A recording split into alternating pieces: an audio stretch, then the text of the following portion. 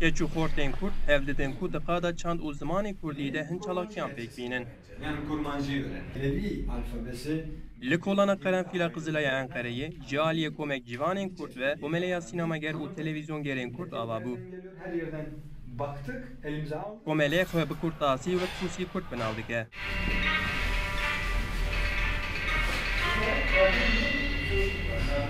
Serokê Kusî Kurdê Salih Süleymanî derbarê avakirin û xebatên komeleyê de wiha axivî.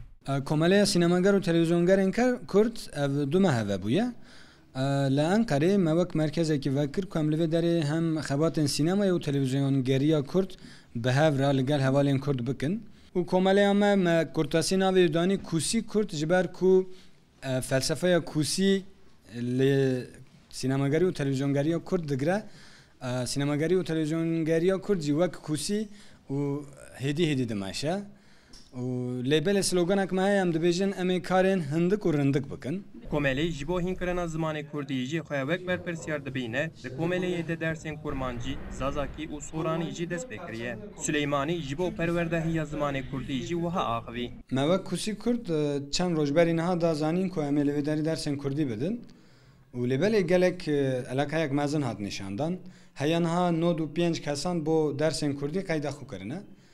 Em tenê kurmancî nadin, xeynê kurmancî zazakî û soranî ji dersa didin Kirdkî yanî.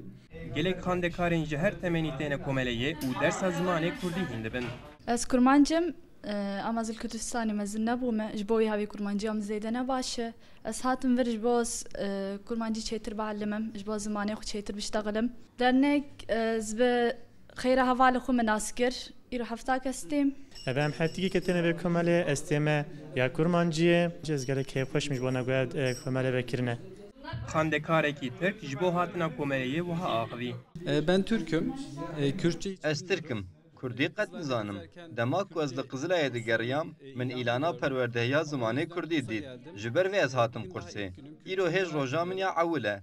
Ez zimanê Kurdî merak dikim. Ji bo ku ez dixwazim kurmancî hîn bibim ez hatime vê kursê.